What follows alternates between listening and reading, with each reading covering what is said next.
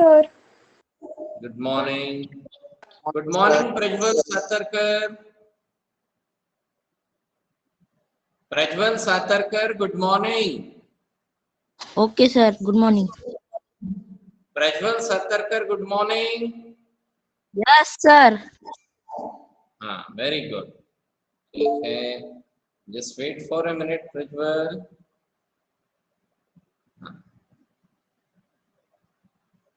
So, yesterday 50 students were present. Okay, and I think we are around 56, है ना?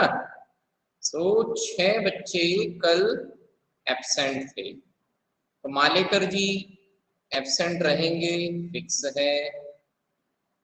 Okay, then एक Manish Vidhate absent था, ठीक है. Then after Rukshada Gohkar, Sanchita Bonde was absent yesterday. Okay, Sonia and Sneha and Soumya. Yes, Soumya Temburkar is present right now. Is Soumya present? Is Soumya present right now? Soumya? No. Well, okay. So still it was a good figure. Okay, the 50 present है ना. So ठीक है, चलिए let us see. So without wasting any time, let us continue with our chapter. Okay, yes, as I can see right now only 30 students are present. Yes, Malekar ji, namaskar. Atharva Malekar, okay. Hansini, Hansini, am I audible? Sir. Hansini, I would like to listen you.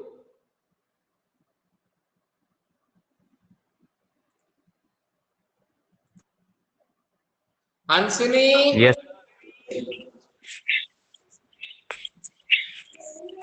Atharva Malekar, आवाज आ रही है? हाँ. Very good, ठीक है, बहुत अच्छी बात है. हंसिनी,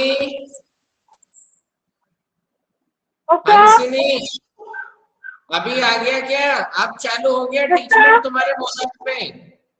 तुम्हारे मोबाइल पे टीचमेंट स्टार्ट हो गया? हाँ sir. वेरी गुड, ठीक है, बहुत अच्छी हाँ बात. sir. So number of attendance must and should be increase. Okay, चलिए, so हम चैप्टर की तरफ आगे बढ़ते हैं. Yes, Neha Balki, good morning. Good morning sir. Very good. Karunya, good morning. चलिए, ठीक है. सो हम लोगों का ये वाला सेक्शन शायद चल रहा था. Is it so?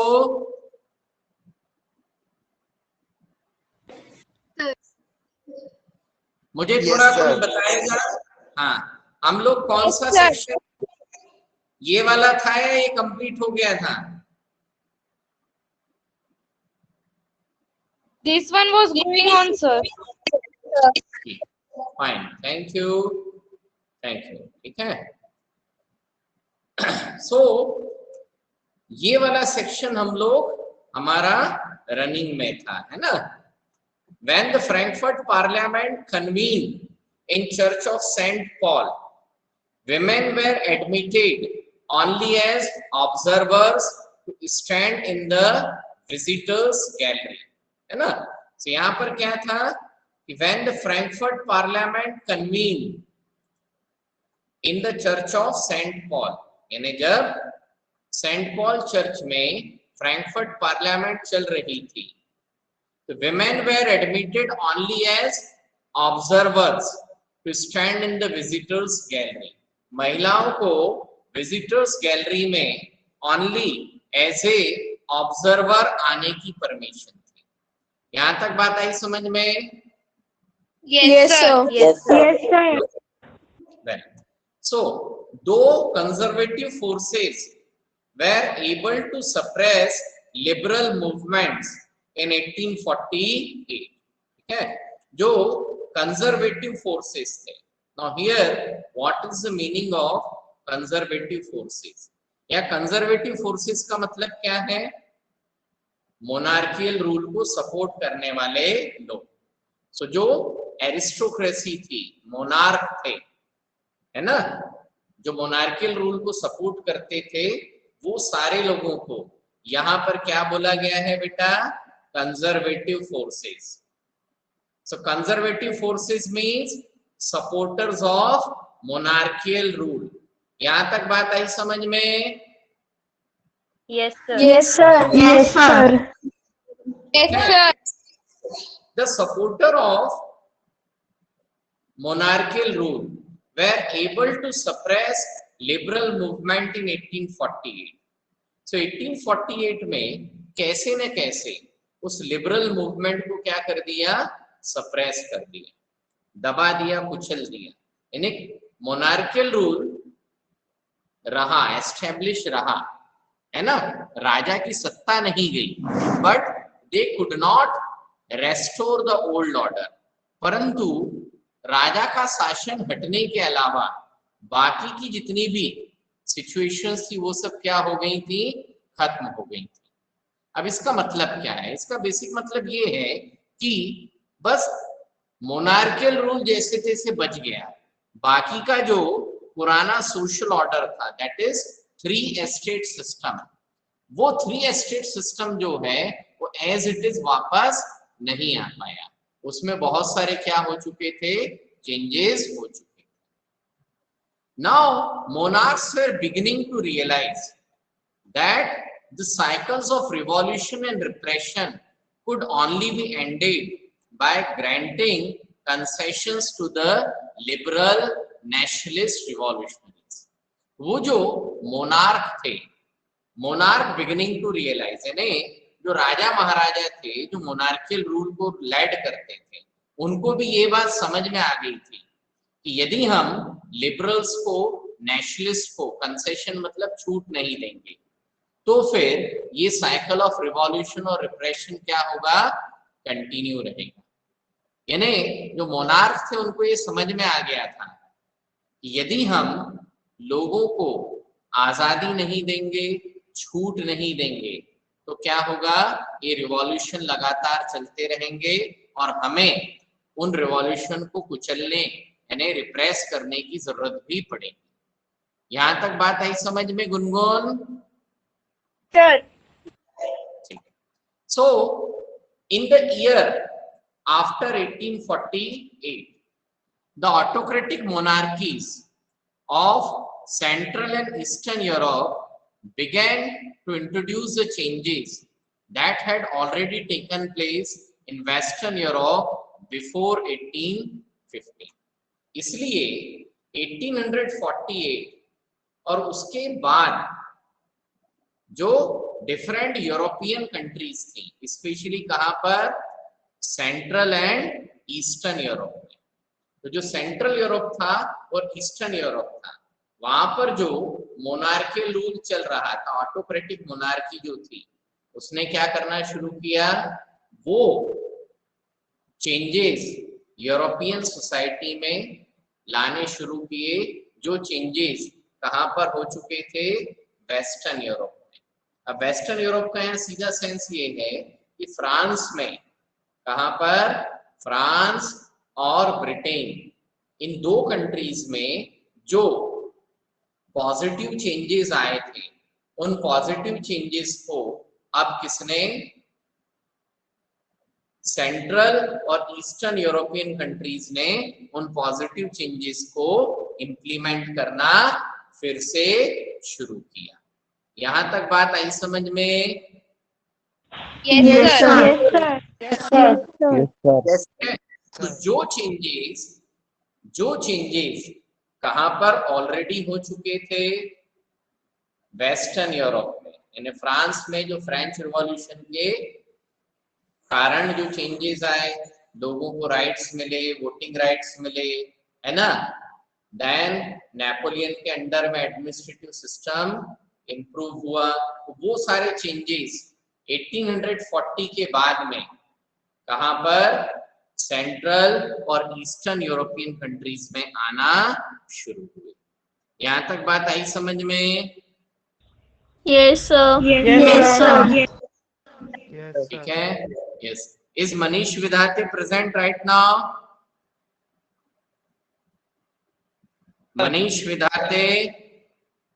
Yes, sir. हाँ। Prathamesh Parsutkar, Prem Devtale? Prathamesh Parsutkar, Prem Devtale?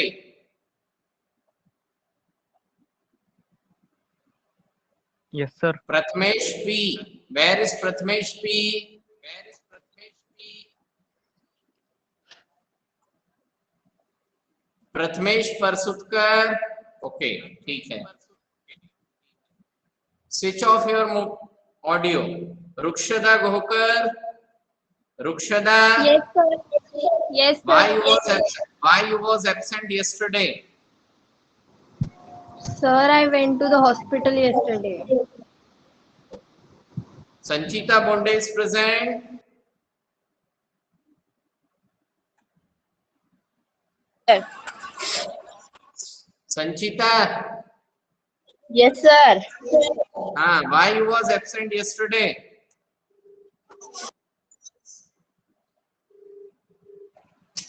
Sir, I was gone outside. घूमते रहो, है ना। चलिए ठीक है, be regular in the class. Yes, sir. In Western Europe, those changes were already taken place. Soumya, join the class.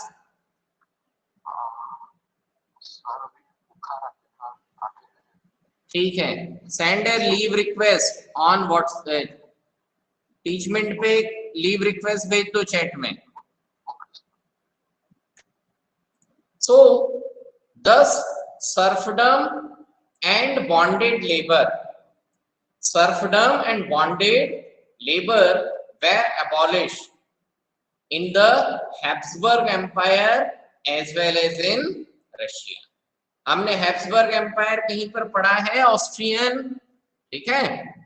So, इन इलाकों में क्या है, सर्फडम और बॉन्डेड लेबर की जो प्रथा थी वो खत्म कर दी गई। Then the Habsburg rulers granted more autonomy to the province of Hungary in 1867.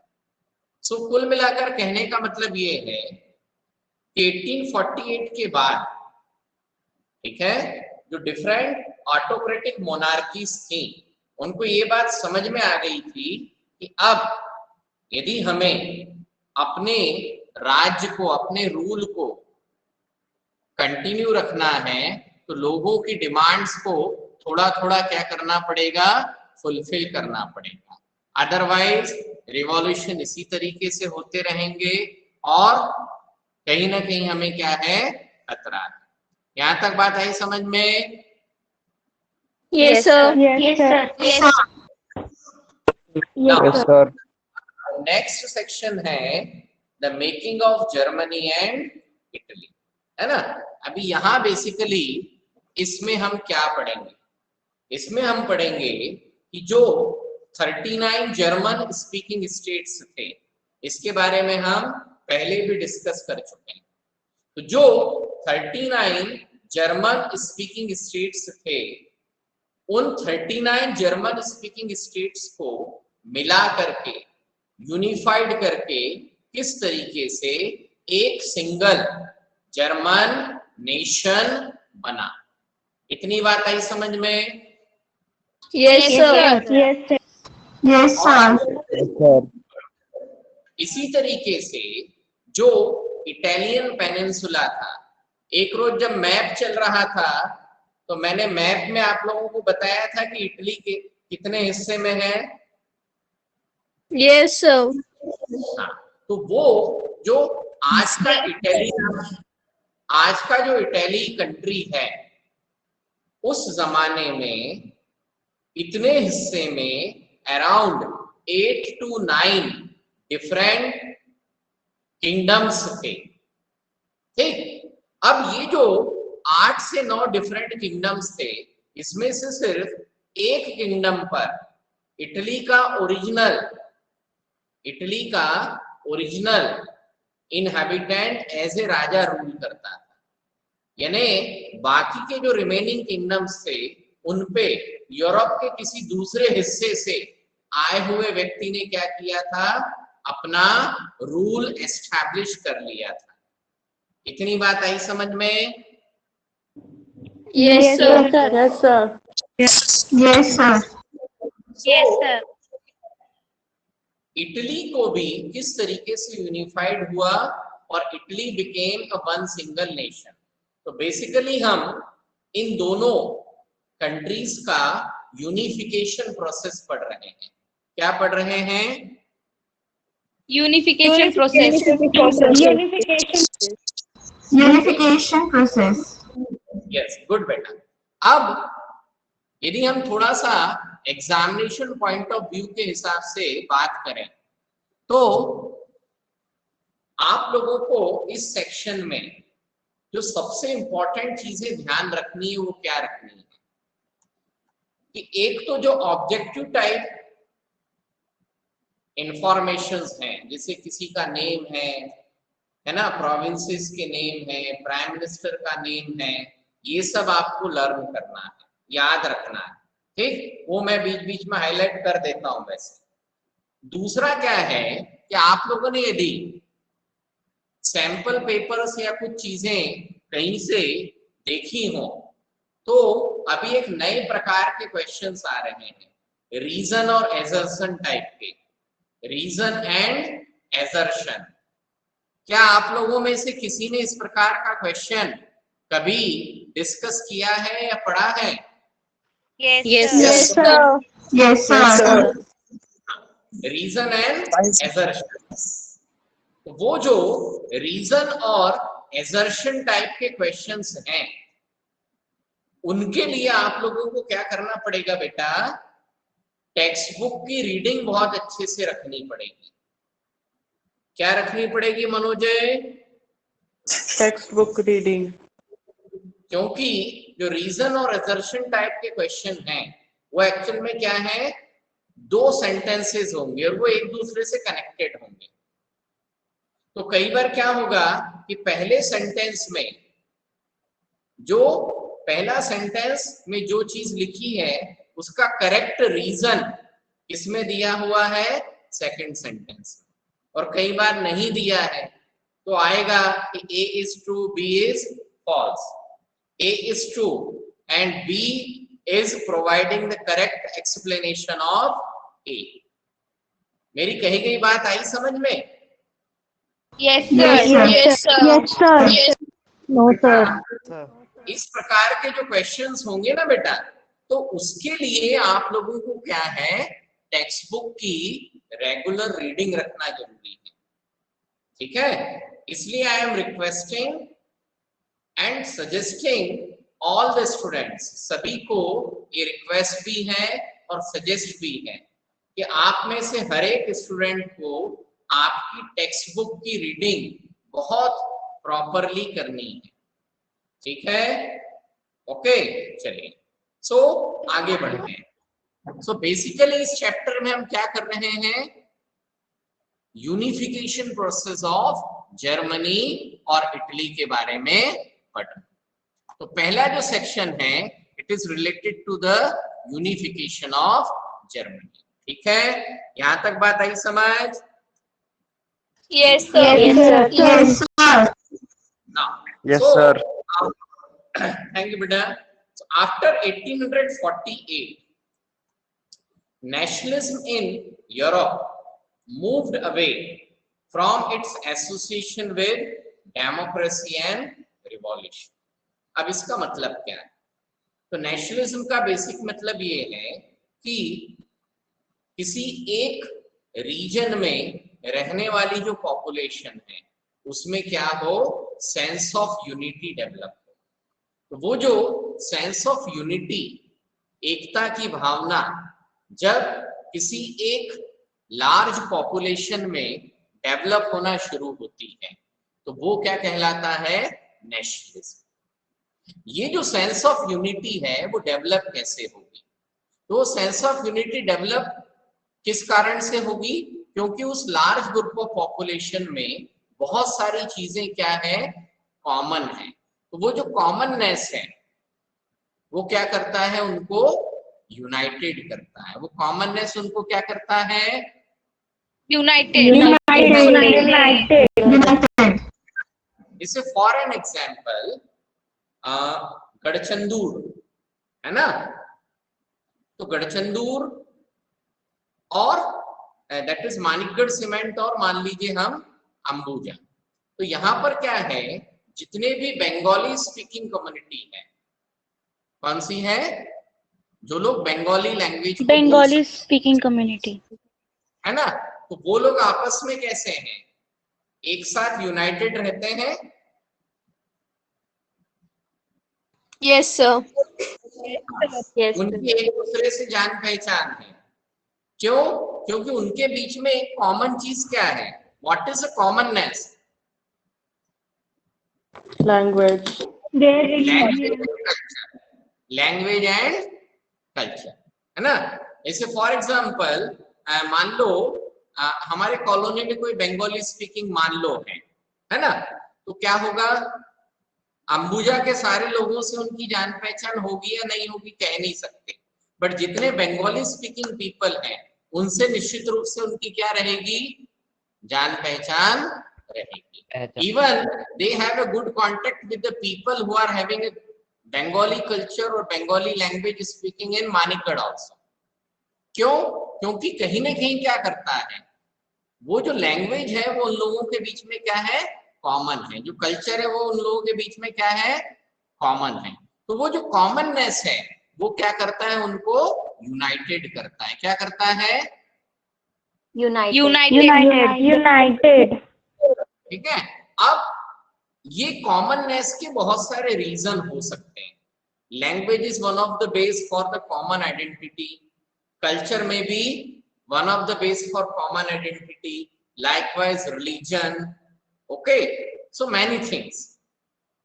Clear? इतनी बात आई समझ में? नेशनलिज्म क्या है? Yes, sir. Yes, sir. अब जो 1815 या उससे पहले फ्रेंच रिवॉल्यूशन के समय पर जो नेशनलिज्म डेवलप हुआ, उसमें नेशनलिज्म के साथ साथ कौन सा एलिमेंट शामिल था? डेमोक्रेसी और रिवॉल्यूशन शामिल था। यहां तक बात आई समझ में? Yes, sir. Yes, sir. बेटा किसी का माइक ओपन है और घर के लोगों के पीछे की आवाज भी आ रही है। Okay, so please be sit in A seclusion. चलिए आगे बढ़ते हैं।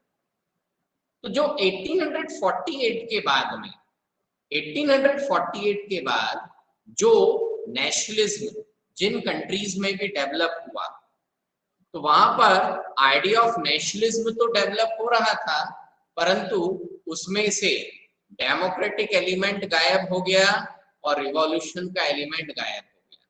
यानी जो आइडिया ऑफ नेशनलिज्म है, नेशनलिज्म में डेमोक्रेसी हट गई, रिवॉल्यूशन हट गया, बल्कि अब ये जो नेशनलिस्ट सेंटिमेंट्स हैं, इस एकता की भावना को, नेशनलिज्म को किसने यूज करना शुरू किया? कंजर्वेटिव्स ने यूज करना शुरू किया। किसने यूज करना शुरू किया? Conservative. Okay?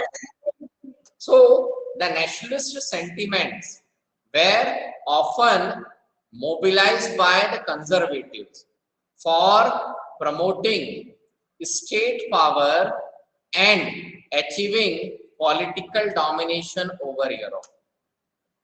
तो 1815 फ्रेंच रिवॉल्यूशन के समय पर फ्रांस की जो जनता है उसके मन में आइडिया ऑफ नेशनलिज्म डेवलप हुआ और उसके जरिए उन्होंने क्या किया? अपने कंट्री में डेमोक्रेसी एस्टैब्लिश करने की कोशिश की। 1848 के बाद डेमोक्रेसी अलग रह गई और जो कंजर्वेटिव्स थे, जो लोग मोनार्कियल रूल को सपोर्ट करते थे, उन्होंने क्या किया, इस नेशनलिज्म को डेवलप किया कि हम सभी लोगों को इकट्ठा होना है, नेशनलिज्म एक नेशन के रूप में इकट्ठे होंगे और हम किसको सपोर्ट करेंगे, अपने किंग को सपोर्ट करेंगे, ताकि हमारा देश जो है हमारे राजा के शासन में क्या बने, महान बने। यानी रीजन फॉर यूनिटी डिफरेंट हो गया।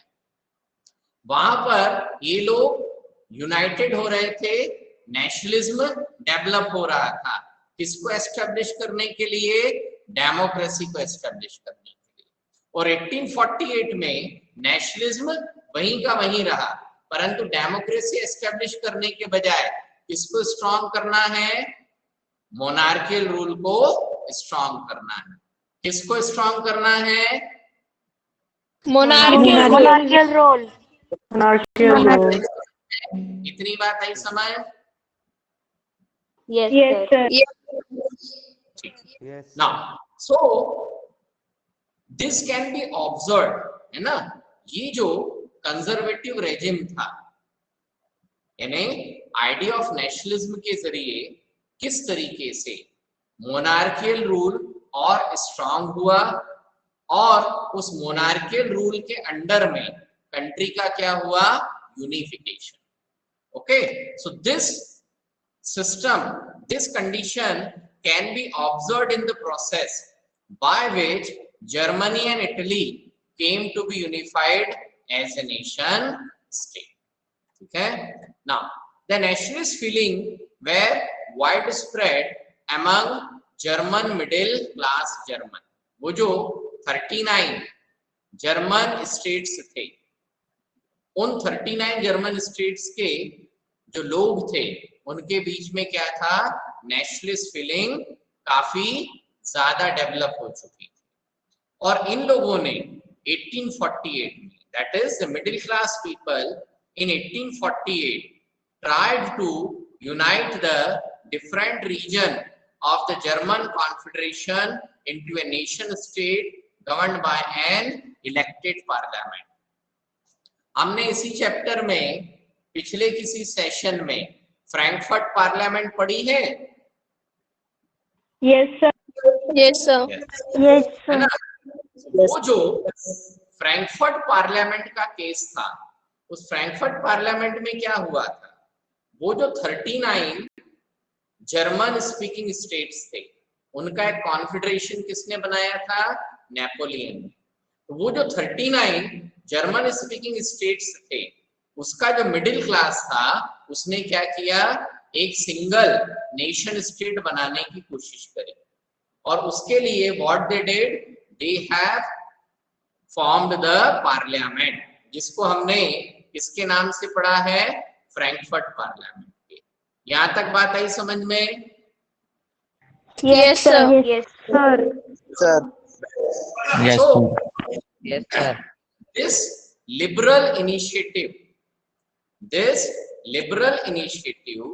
to nation building was repressed by the combined forces of monarchy and the military, supported by the large landowners of Prussia, and they were called Junkers. ठीक है, ये जो लिबरल इनिशिएटिव था, यानी ये जो मिडिल क्लास का प्रयास था कि हम क्या करें, एक यूनिफाइड जर्मन नेशन बनाएं, तो उनकी इस कोशिश को क्या कर दिया गया, दबा दिया गया, खत्म कर दिया गया। ठीक, तो इस रिवॉल्यूशन को खत्म करने में किसका रोल था, there was a role of monarchy and military supported by the large land owners. और इस रिवॉल्यूशन को सप्रेस करने में और किसका सपोर्ट था, लार्ज लैंड ओनर्स, बड़े बड़े जमींदारों। और उन जमींदारों को स्पेशल टाइटल के रूप में क्या बोला जाता था, Junkers. What are they called, Junkers. यहाँ तक बात आई समझ? Yes, sir. Yes, Yes, sir. अब वो जो जर्मनी की यूनिफिकेशन प्रोसेस थी उसका बेनिफिट किसने उठाना शुरू किया? प्रूशिया ने। Prussia was the strongest kingdom among the 39 German states. वो जो 39 जर्मन स्टेट्स थे उन 39 जर्मन स्टेट्स में से सबसे स्ट्रॉन्गर कौन सा था? प्रूशिया। Prussia. जो Prussia. प्रूशियन किंगडम था, प्रूशियन किंगडम के प्राइम मिनिस्टर और जो किंग थे उनको ये बात समझ में आ गई कि द कॉमन पॉपुलेशन, जो कॉमन पॉपुलेशन है उसकी मेंटेलिटी तैयार हो चुकी है कि ये लोग क्या चाहते हैं? एक सिंगल यूनिफाइड नेशन चाहते हैं। सो उस रिवॉल्यूशन को दबाने के बाद Prussia took on the leadership of the movement for national unification. तो नेशनल यूनिफिकेशन का वो जो आंदोलन, वो जो रिवॉल्यूशन मिडिल क्लास ने स्टार्ट किया था, तो मिडिल क्लास को तो दबा दिया और अब उस मूवमेंट को किसने कंट्रोल करना शुरू किया? प्रूशिया ने कंट्रोल करना शुरू किया। ठीक। The chief minister of Prussia, who was the chief minister? Otto von Bismarck. So the chief minister of Prussia, Otto von Bismarck, was the architect of this process, carried out with the help of the Prussian army and bureaucracy. ठीक है? So जो Prussia के chief minister थे Otto von Bismarck, he was the architect of this process. उसने इस entire process को क्या किया? कंट्रोल किया। किसकी मदद से? प्रूशियन आर्मी और ब्यूरोक्रेसी। तो ब्यूरोक्रेसी का मैंने आप लोगों को कहीं पर मीनिंग बताया था? Yes, sir. गुड। तो what is the meaning of bureaucracy? एक बार फिर से एक्सप्लेन कर देता हूं। किसी भी कंट्री का एडमिनिस्ट्रेशन चलाने के लिए, किसी भी कंट्री का एडमिनिस्ट्रेशन रन करने के लिए, ठीक है, बहुत सारे ऑफिसर्स होते हैं। ठीक है, किसी भी कंट्री का एडमिनिस्ट्रेशन रन करने के लिए क्या होंगे? बहुत सारे ऑफिसर्स होते हैं। ठीक है, तो वो सारे ऑफिसर्स का जो ग्रुप है उस ग्रुप को क्या कहते हैं बेटा? ब्यूरोक्रेसी। क्या कहते हैं? Bureaucracy. ठीक है। तो यदि हम इंडिया का केस लें, किसका केस लें? इंडिया। का India. इंडिया के केस में हम ब्यूरोक्रेसी किसे कहेंगे? ठीक है, तो जैसे कलेक्टर ऑफ द डिस्ट्रिक्ट सुना है आपने? Yes, sir. Yes, sir. Yes, sir. District collector के अंडर में, डिस्ट्रिक्ट कलेक्टर के अंडर में बहुत सारे छोटे छोटे दूसरे अधिकारी होते हैं, जैसे डेप्यूटी कलेक्टर है, तहसीलदार है, क्लर्क है, अकाउंटेंट है, पुलिस इंस्पेक्टर है, सुपरिटेंडेंट ऑफ पुलिस है। तो ये जो सारे लोग हैं इनके दम पर क्या है? कंट्री का पूरा एडमिनिस्ट्रेशन चलता है। Got it? सो इस पूरे अधिकारी कर्मचारियों का जो एंटायर सिस्टम है इसको क्या कहते हैं बेटा? Bureaucracy. What is it called? Bureaucracy. ठीक है, तो वो जो ब्यूरोक्रेसी थी और जो आर्मी थी उसकी हेल्प से वो ऑटोमन बिस्मार्क ने क्या किया? इस यूनिफिकेशन प्रोसेस को कंट्रोल की। ठीक, अब इस यूनिफिकेशन प्रोसेस में और भी बहुत सारी घटनाएं हैं। तो क्या घटना हुई? That the Prussia has to led और Prussia has to fought war. ठीक है, प्रूशिया को क्या करना पड़ा? कुछ कंट्रीज के साथ वॉर यानी लड़ाई भी करनी पड़ी। सो 3 वॉर्स ओवर 7 years, 7 सालों में कितनी बार युद्ध हुए? 3 बार। With which countries? With Austria, Denmark and France, and all were ended in Prussian victory, and that completed the process of unification. ठीक है। सो 7 सालों के अंदर प्रूशिया को 3 बार इन कंट्रीज से युद्ध करना पड़ा और फाइनली किसकी जीत हुई? प्रूशिया की जीत हुई। और उसी के साथ में उस 39 जर्मन स्पीकिंग स्टेट्स का क्या हुआ? यूनिफिकेशन हुआ। यहां तक बात आई समझ में? Yes, sir. Yes, sir. Yes, sir. In January 1871, the Prussian king Wilhelm I was proclaimed German emperor in the ceremony held at Versailles. ठीक है। और युद्ध समाप्त होने के बाद में जनवरी 1871 में जो प्रूशिया के राजा थे विलियम फर्स्ट, उनको क्या उस यूनिफाइड जर्मन नेशन का क्या डिक्लेयर किया गया? एम्परर डिक्लेयर किया गया। ठीक है। और वो जो सेरेमनी थी, वो जो डिक्लेरेशन था, that took place where? It took place in Versailles. यहां तक बात आई समझ में? Yes, sir. Yes, sir. Yes, sir. So, on the bitterly cold morning of 18th January 1871, an assembly comprising the princes of the German states, जितने भी 39 German speaking states थे, बाकी के सब छोटे थे, सबसे मजबूत स्ट्रॉन्गर कौन था? प्रूशिया। तो वो जो बाकी के छोटे मोटे राजा महाराजा थे, वो लोग भी उस असेंबली में इकट्ठे हुए। Representative of the army, army के कुछ लोग थे, इंपॉर्टेंट प्रूशियन मिनिस्टर्स थे, along with the Ottoman Bismarck. ठीक है। ये सब कहां पर इकट्ठे हुए? पैलेस ऑफ वर्साई में। ठीक है। And what happens? The new German empire headed by the king Prussian Kaiser William first of Prussia. तो इतने सारे लोगों की प्रेजेंस में, ठीक है, वर्साई पैलेस में क्या किया गया? कैसर विलियम फर्स्ट ऑफ प्रूशिया को यूनिफाइड जर्मन एम्पायर का क्या घोषित किया गया? एम्परर घोषित किया गया। यहां तक बात आई समझ में? Yes, sir. Yes, sir. Yes, sir. This nation building process in Germany demonstrated the dominance of Prussian state power. ये जो जर्मनी में नेशन बिल्डिंग प्रोसेस था, ठीक है, जर्मनी में जो एक यूनिफाइड नेशन बना है ना, तो इस एंटायर प्रोसेस में किसकी ताकत सबसे ज्यादा थी? प्रूशिया की। ठीक। तो एक प्रकार से प्रूशियन स्टेट्स का क्या डेमोन्स्ट्रेट हुआ? डोमिनेंस। कि इतने 39 जर्मन स्पीकिंग कंट्रीज में सबसे स्ट्रॉन्गेस्ट कौन सी कंट्री है? कौन सा स्टेट Prussia. है? Prussia. Okay.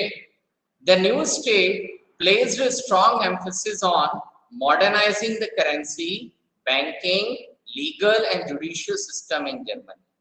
अब जो यूनिफाइड स्टेट, जो नया सिंगल किंगडम बना, उसने क्या किया? वो सारे पॉजिटिव चेंजेस लाने की कोशिश करी। जो पॉजिटिव चेंजेस किसने लेकर के आया था? नेपोलियन ने। तो उन्होंने क्या किया? करेंसी को मॉडर्नाइज करना शुरू किया, बैंकिंग सिस्टम चेंज किया, लीगल और जुडिशियल सिस्टम को और ज्यादा डेवलप किया। अब इस पूरे सिस्टम में the Prussian measures and practices became a model for the rest of the Germany. यानी प्रूशिया में जो सिस्टम था, उसी सिस्टम को इन्होंने कहां पर? यूनिफाइड जर्मन स्टेट्स में इंप्लीमेंट करना शुरू किया। यहां तक बात आई समझ में? Yes, Yes, sir. sir. Yes, sir. Yes, sir.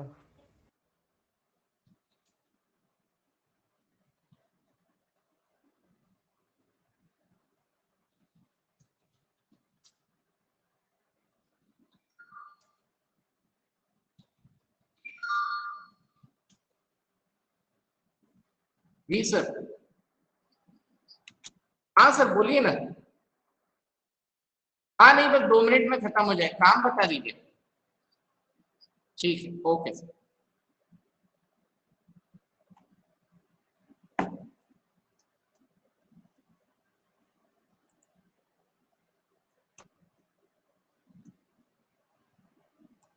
चलिए, is it visible? Yes, sir. Yes, sir. Yes, sir. Yes, sir. See, this is one of the example how the assertion and reason based questions are there. ठीक है, जैसे question क्या है, power can be shared among government at different levels, है ना। अब बोला power में also share among different social groups. 2 sentence हमें दिए हैं। Yes, sir. Yes, sir. Yes, sir. Yes, sir. एक सेंटेंस को बोला एजर्शन, एक को बोला रीजन। ठीक है, अब इसके बेस पर चॉइस दे दी, both A and R true. Sentence A भी करेक्ट है, सेंटेंस आर भी करेक्ट है, but R is not the correct explanation of A. दूसरा दिया both A and R false, दोनों फॉल्स है। अगला बोला A is false, R is true, और उसके आगे बोला ए एंड आर दोनों ट्रू है and R is the correct explanation of A. यहां तक बात आई समझ में? Yes, sir. Yes, sir. Yes, sir. Yes, sir. अब चारों ऑप्शन में से करेक्ट ऑप्शन कौन सा है? D. Option A. A. ए। चलिए अपन ए को लगा के देख लेते हैं ना।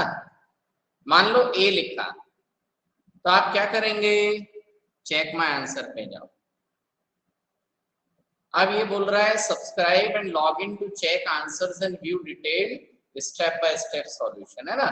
मैंने जस्ट ऐसे ही लॉग इन कर लिया था, मेरा कोई सब्सक्रिप्शन वगैरह खैर है नहीं, तो ये वाला जो है ये क्या होगा, करेक्ट होगा। This is a true answer. अब इसका मतलब क्या है कि सेंटेंस ए भी करेक्ट है, power can be shared among government at different levels. तो ये सेंटेंस अपने आप में करेक्ट सेंटेंस है कि डिफरेंट लेवल ऑफ गवर्नमेंट में क्या होता है, पावर शेयरिंग होता है। फिर पावर में also share among different social group, ये भी सही है, परंतु सेंटेंस आर का सेंटेंस ए से कोई लेना देना नहीं है। नहीं है। रीजन आर अपने आप में इंडिपेंडेंटली करेक्ट है और एजर्शन ए अपने आप में इंडिपेंडेंटली करेक्ट है। ठीक है, सो हमारा चारों ऑप्शन में से करेक्ट क्या होगा, A and R true, but R is not the correct explanation of A. समझ में आया? Yes, sir. Yes, sir. Yes, sir. Yes, sir. This is how the questions will be there. ठीक है, चलिए। सो एक छोटा सा था, 2 मिनट का टाइम बाकी था, सो आई थॉट कि थोड़ा सा देख लेते हैं and we will continue exploring on these type of question. Okay, so that's all for today live class.